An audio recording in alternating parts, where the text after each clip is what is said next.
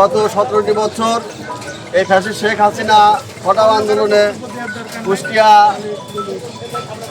জেলা বিএনপির নেতৃত্বে যে আন্দোলনগুলো চলেছে সেই আন্দোলনে ইঞ্জিনিয়ার জাকির হোসেন সরকার, উনি দেশরত্ন এবং আগামী দিনে তারুণ্যের অহংকার তারেক রহমান কর্তৃক এখানে কুষ্টিয়া জেলা বিএনপির সর্বস্তর থেকে ইঞ্জিনিয়ার জাকির হোসেন সরকারকে মূল দায়িত্ব দেওয়া হয় এবং জাকির হোসেন সরকারের নেতৃত্বেই বিগত 17টি বছর কুষ্টিয়া জেলা বিএনপি এই স্বৈরাচার শেখ হাসিনা হটাও আন্দোলন অগ্রণী ভূমিকা রেখে আসছে।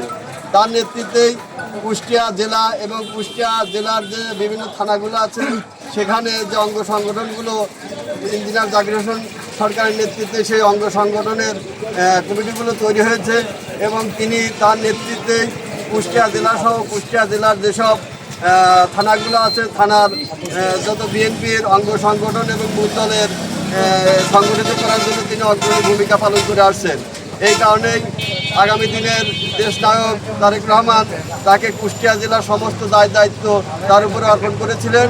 সেই দায়িত্বের ধারাবাহিকতা রক্ষা করে তিনি কুষ্টিয়াকে সংগঠিত করেছেন এবং দীর্ঘ দিনের প্রতীক্ষার পর আমরা কুষ্টিয়া জেলার একটা সুন্দর একটি জেলা কমিটি আমরা পেয়েছি।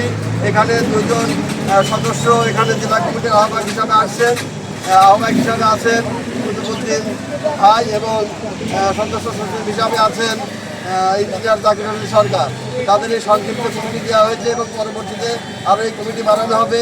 আমরা চাই জাকির হোসেন সরকার যেহেতু দীর্ঘ 17টি বছর এই কুষ্টিয়াকে সুসংগঠিত করেছে, কুষ্টিয়া বিএনপিকে আরও উজ্জীবিত করেছে, সংগঠিত করেছে, আগামী দিনেও তার নেতৃত্বে কুষ্টিয়া আরও বেশি সুসংগঠিত হবে, সুসজ্জিত হবে। আমরা তার নেতৃত্বে আগামী দিনে কুষ্টিয়ার বিএনপি দেখতে চাই। ধন্যবাদ।